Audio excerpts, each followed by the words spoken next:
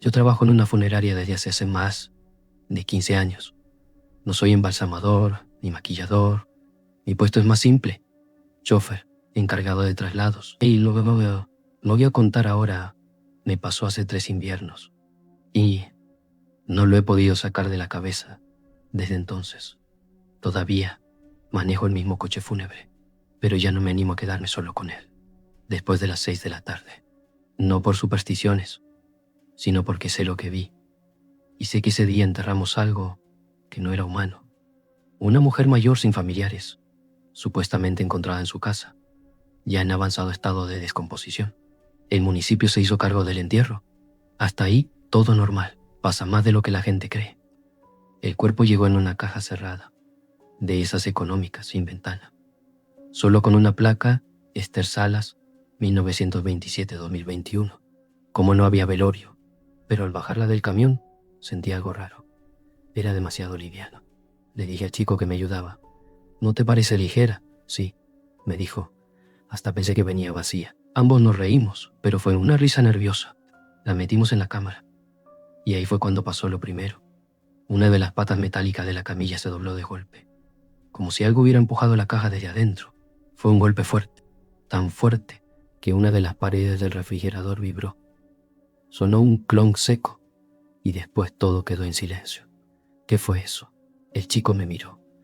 ¿Vos viste lo mismo que yo? Sí, nos acercamos. Pusimos la caja de nuevo sobre otra camilla. La miramos. No había golpes visibles, ni ruidos. Pero cuando nos dimos vuelta para salir, la luz de la cámara se apagó sola. Y apenas se apagó, escuchamos un ruido húmedo, como si algo resbalara dentro de la caja. No dijimos nada, solo salimos. Yo pensé que eran nervios, quizás gases. Cuerpos en descomposición hacen ruidos extraños, hasta que llegó el momento de llevarla al cementerio. Ese sábado llovía. Llovía con una densidad fea, espesa, como una llovizna sucia que no te dejaba ver bien. En el cementerio nos esperaba solo un tipo, Ramírez, un empleado del municipio que decía ser el que autorizaba el entierro. Firmó el recibo sin mirar. No puede ser. ¿Por qué? Esa señora está enterrada hace más de 6 años. Ramírez llamó a su supervisor. Estuvieron discutiendo por teléfono. Yo mientras tanto fui al coche y saqué la caja. La apoyé sobre el carro hidráulico. Y ahí lo sentí de nuevo, el movimiento. No un golpeteo, no un golpeteo. Una vibración desde adentro, como si algo estuviera latiendo. Pero no era un latido humano, era más grave, como un tambor sordo muy lento, muy profundo. Aún así, la enterramos. Solo me dijo: si de acá en adelante pasa algo raro, que conste que vos fuiste el que la trajo. Me reí, incómodo, le di la mano, pero él no la apretó. Y se fue caminando sin mirar atrás. En el sueño estaba abierta, pero no había cuerpo, solo tierra mojada y una mano, una sola mano, negra, de uñas gruesas, y escuchaba ese tambor, lento, grave, y voces, muchas voces, todas diciendo lo mismo, una y otra vez. Eso no era para abrir, eso no era para abrir, eso no era para abrir, eso no era para abrir. No podía dejar de pensar en esa caja. Soñaba con ella todas las noches. A veces la veía flotando, otras veces goteando barro, pero siempre abierta. Y cada vez que me despertaba, tenía la misma sensación, que alguien me había estado mirando mientras dormía. Una tarde, decidí ir al depósito y revisar el libro de registros. Quería ver de dónde había salido ese cuerpo. Busqué el número de expediente, el traslado, el acta de defunción. Todo estaba en orden, excepto por un detalle. La firma de recepción en Estancia Vieja no era de nadie conocido. El nombre, Damián Cardoso, no sonaba familiar. Llamé a la funeraria que supuestamente había emitido el acta. Me atendieron con desgano, pero cuando mencioné el nombre, se hizo un silencio. ¿Quién le dio ese dato? Está en el acta que recibimos con el cuerpo. Señor, Cardoso murió en 2004. Era uno de los nuestros. Nunca supimos por qué estaba ahí. Colgué. Mi estómago se revolvió. Sentí que algo me recorría la espalda.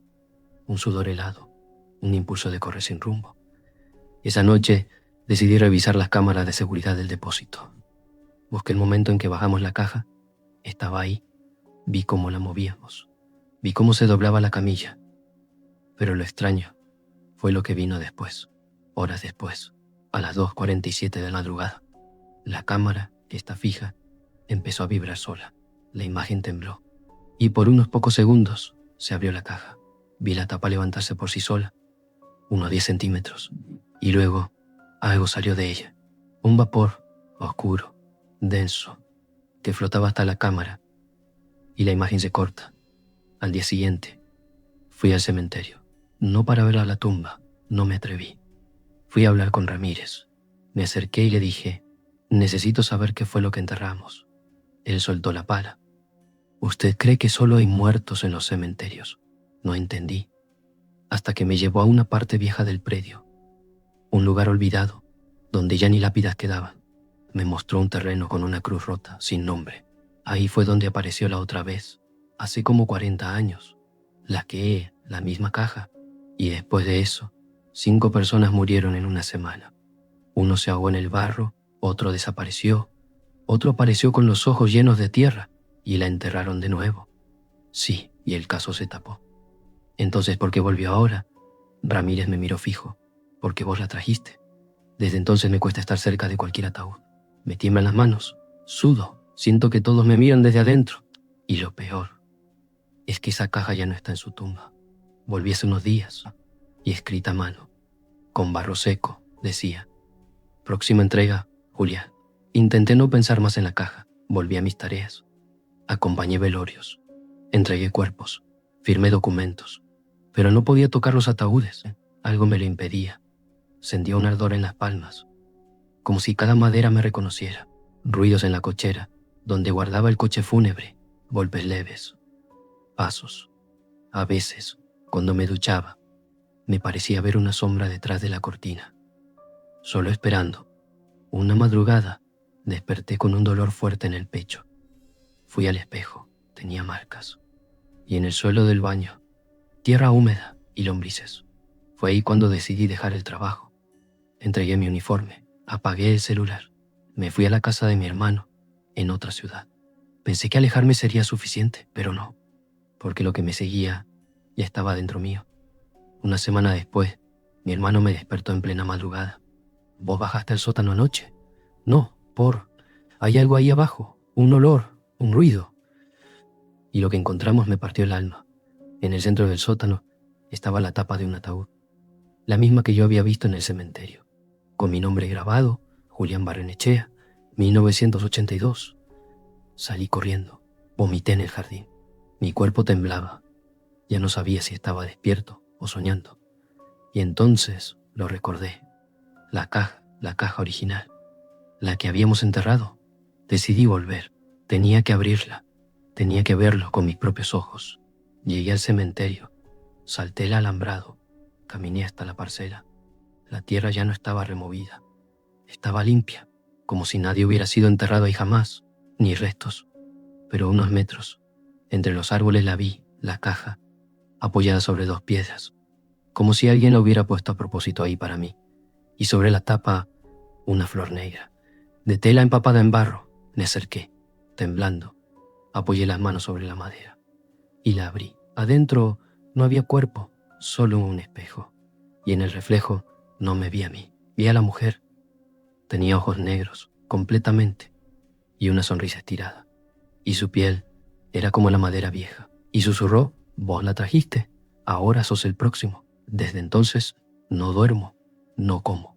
No puedo cerrar los ojos sin verla. Y cada vez que alguien muere en esta ciudad, escucho ese tambor, lento, grave, cerca. Y sé que cuando vuelva a sonar dentro mío, será porque llegó mi turno, porque la caja ya está lista. Y esta vez, conmigo adentro. Nunca pensé que mi trabajo pudiera volverse peligroso. Sí, he escuchado historias. Ataúdes mal cerrados, familias peleando, en medio de velorios, cuerpos que llegan con identidades equivocadas, siempre como anécdotas que se cuentan con un café, hasta que una noche todo se desvió. Y desde entonces no volví a entrar sola a una sala de velatorio. Yo soy organizadora de funerales desde hace más de 10 años. Trabajo para una casa mediana, no muy conocida, pero con clientela fija, Funeraria Santa Clara. Hacemos de todo, desde el traslado del cuerpo hasta el catering de la despedida. No es glamoroso, pero es estable. Lo que ocurrió fue hace 2 inviernos. Yo me había quedado sola en la casa central, preparando la sala 3 para un velorio privado. La familia llegaría en la mañana, así que tenía que dejar todo listo. El cuerpo debía llegar a las 2:30 de la madrugada. El coche fúnebre llegó puntual. El chofer no era uno de los nuestros, un hombre viejo, con la cara curtida por el frío. Tenía la mirada perdida, como si no estuviera del todo presente. No dijo mucho, solo me entregó la hoja de ingreso, sin nombre del difunto. Solo una leyenda escrita a mano, sin datos, orden de emergencia, procedencia confidencial. Le pregunté, ¿esto es una broma? El viejo no respondió. Solo señaló la parte de abajo, donde una firma ilegible autorizaba el depósito, y me dijo, no lo abras. ¿Cómo? Te lo digo como advertencia, no lo hagas. Y se fue, sin saludar, sin encender las luces traseras, desapareciendo en la oscuridad, como si nunca hubiera estado. La caja era sobria, negra, sin inscripción, sin placa, y no pesaba. Eso fue lo primero que me pareció extraño. Sentí un escalofrío mientras la movía. La deposité en la sala 3. Normalmente, cuando dejo un ataúd, me quedo un rato. Limpio, perfumo, coloco las sillas. Había algo en el aire, como electricidad, como si una tormenta estuviera por estallar justo encima del edificio. Antes de irme, apagué las luces. O se abre. Volví a encender. Todo parecía igual, pero no me animé a mirar directamente la caja. Solo cerré la puerta y me fui a la oficina. A las 3:40 am, empezó el sistema de altavoces a emitir interferencias y un chirrido grave, como una voz descompuesta, pero sin palabras. La señal no tenía por qué estar activada, y de pronto todas las luces del pasillo se apagaron. Fui a revisar. Cuando pasé frente a la sala 3, vi algo por la rendija inferior de la puerta. Sombra, movimiento, como pies descalzos, caminando alrededor de la caja. Abrí, pero no había nadie, y la tapa del ataúd estaba un poco levantada, solo unos 2 o 3 centímetros, como si alguien desde adentro lo hubiera empujado. Volví a la oficina tratando de convencerme de que lo que vi fue una ilusión, un juego de luces, pero cuando me senté frente al monitor de seguridad, ya no había ninguna imagen. Todas las cámaras estaban en negro, excepto una, la de la sala 3, y lo que mostraba me congeló la sangre. La tapa del ataúd estaba completamente abierta, y la sala, como una sombra borrosa, justo sobre la imagen del ataúd, inmóvil. Pero cuando acerqué la vista, parpadeó.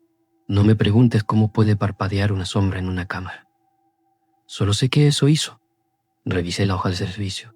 Intenté rastrear el origen del cuerpo. Nada. No había registro oficial. Nadie había firmado la orden de ingreso.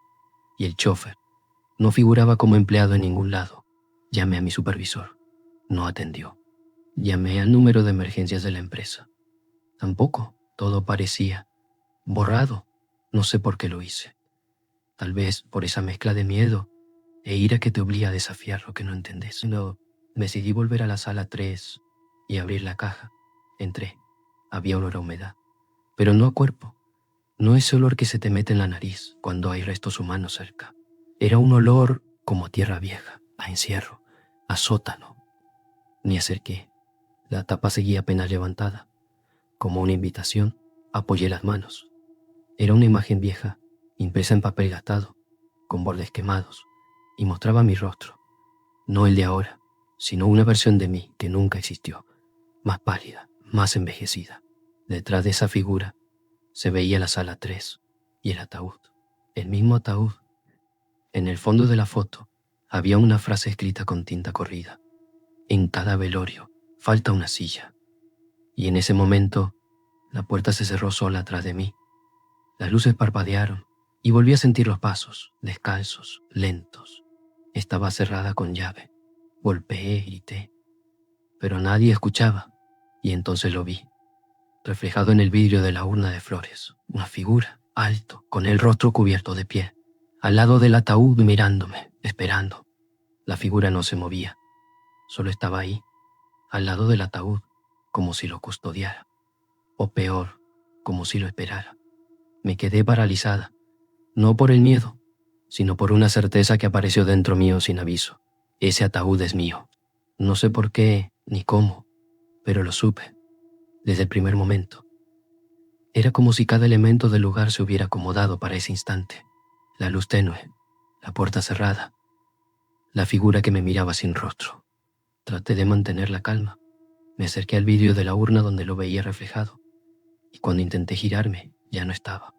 La sala estaba vacía, otra vez. Pero cuando bajé la mirada, noté que la tapa del ataúd estaba abierta de nuevo, más aún, totalmente corrida. Y dentro ya no había una foto. Me acerqué, miré, y no me vi a mí.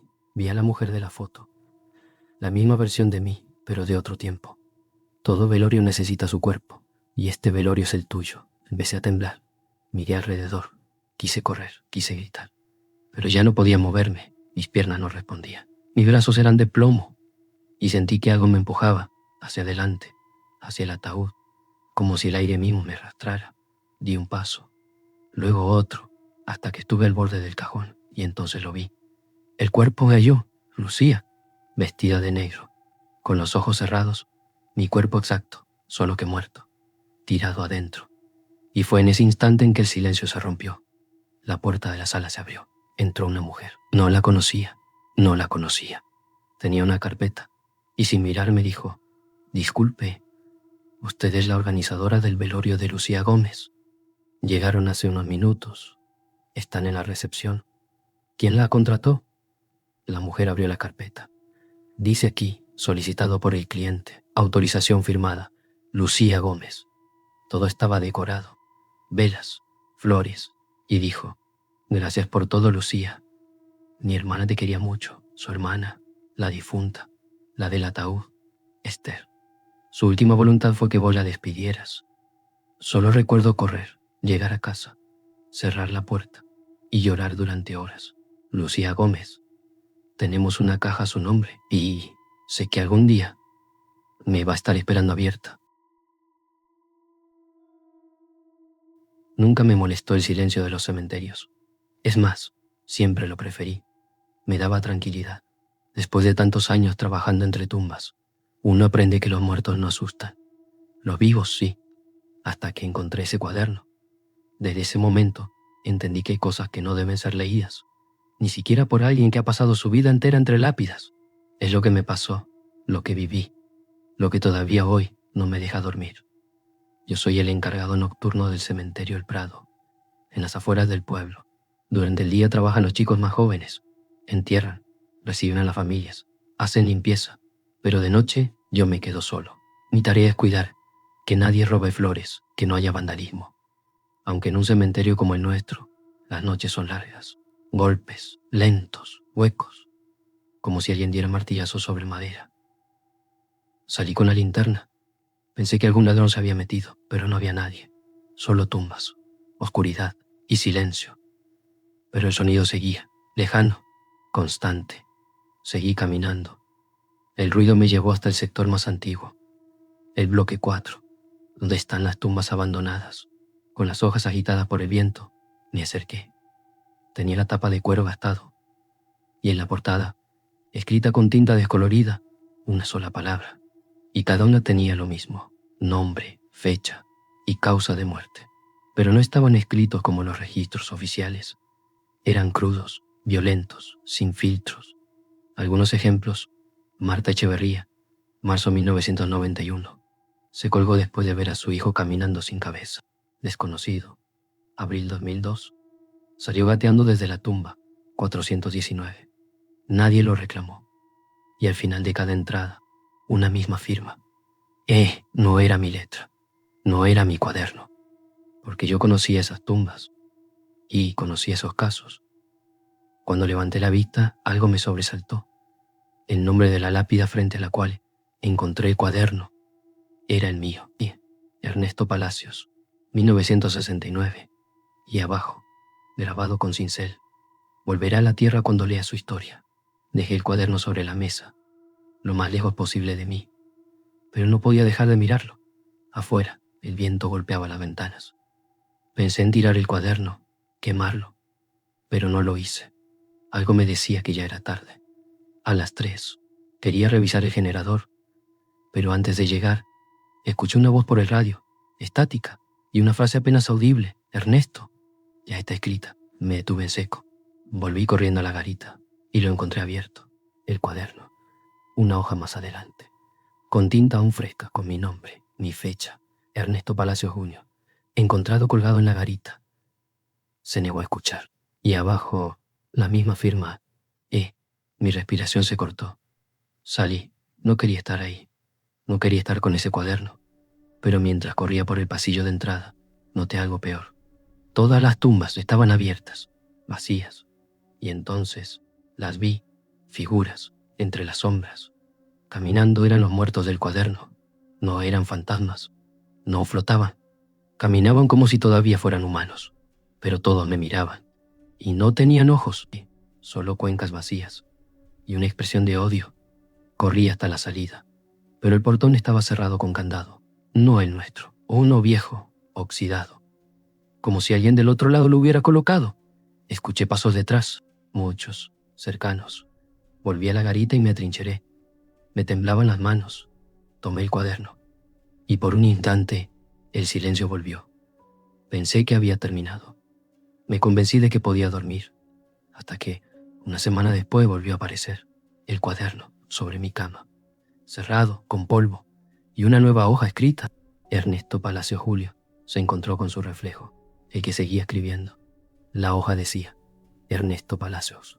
Julio se encontró con su reflejo, el que seguía escribiendo. Y eso me quebró. No era solo una predicción, era una advertencia. Esa noche no fui a trabajar. Llamé diciendo que estaba enfermo. Pero al anochecer, alguien golpeó mi puerta. Era el joven nuevo del cementerio. Tenía la cara pálida, temblaba. Y en las manos traía el cuaderno. Esto apareció en el banco de la garita, me dijo. Nadie sabe cómo entró. Estaba cerrado todo. Le pedí que lo dejara y se fuera. Pero antes de irse, me preguntó: Don Ernesto, ¿usted conoce a un tal? Y esa noche abrí el cuaderno y por primera vez me animé a mirar bien la letra. Era la mía, más vieja, más temblorosa, pero mía. Busqué hacia atrás y descubrí algo imposible. Cada muerte registrada ahí había sido escrita por mí. Antes de que ocurriera, incluso entradas de años, en los que aún no trabajaba ahí. Eloísa Marchena, septiembre 1977. Se quitó la vida tras hablar con el guardián. Sergio Cuesta, diciembre 1983. Quise dejar de escribir, romper el libro, pero no pude. Mis manos se movieron solas y sin control empezaron a escribir una nueva página. Nombre, fecha, causa, pero esta vez algo distinto. Ernesto Palacios Agosto se convirtió en lo que siempre fue, el escriba de los muertos, aquel que nombra, aquel que marca. Abajo apareció sola una última frase. No la escribí yo, la tinta simplemente se formó. Mientras el cuaderno exista, tú también, pero no como hombre, como función. Desde ese momento, todo cambió. Sigo en la garita, pero ya no descanso. Ya no tengo reloj. Cada noche, el cuaderno parece abierto y una nueva historia me espera. Un nuevo nombre, un nuevo muerto. A veces los conozco, a veces no, pero todos acaban escritos y después terminan llegando al cementerio, a sus tumbas, a su destino. Una última. Si alguna vez vas a un cementerio de noche y ves un cuaderno apoyado sobre una lápida sin nombre, no lo toques. No soy de hablar mucho, no me llevo bien con la gente y tampoco me interesa caerle bien a nadie. Por eso el trabajo que tengo es perfecto para mí. Limpiar salas velatorias de madrugada, cuando nadie está, cuando los cuerpos ya están listos y los familiares, lejos, no es un trabajo para cualquiera. Pero después de lo que viví, ni siquiera yo estoy segura de poder seguir haciéndolo. Esto pasó hace poco, 2 meses tal vez, y me tocó el turno de las 22 a 6. La sala Alameda, una de las más grandes. Claudia Ferrer, causa de muerte, paro respiratorio en medio de una sesión de hipnosis. Eso decía el parte médico. Yo no pregunté más, no me gusta saber demasiado. La sala estaba en silencio, todo limpio, velas apagadas, solo yo, los trapos y el sonido lejano de la refrigeración. A la 1:10 a.m., mientras secaba el piso cerca del ataúd, pasó algo y apagué la música de mis auriculares y lo escuché otra vez. Pensé que tal vez era un teléfono olvidado en el ataúd, algún mensaje de audio, una broma. Pero cuando me asomé, el rostro de la chica se movió. Cuando los ojos de Claudia se abrieron, no grité, no podía. Me quedé congelada, algo que yo no podía ver, y luego habló, sin mover los labios. Cuando volví a mirar, los ojos estaban cerrados otra vez. A las 2:05 se cortó la luz. El grupo electrógeno prendió al instante, pero por unos segundos la sala quedó a oscuras, sola, en silencio. Cuando volvió la luz, ya no estaba. Fui al baño a mojarme la cara, pero al encender la luz del espejo, había algo escrito con lápiz labial en el vidrio. Ella no debía morir. Busqué el celular. Quería llamar a seguridad. No tenía señal. Revisé el baño, vacío. La única puerta de ingreso seguía cerrada con llave desde adentro. Solo yo podía entrar o salir.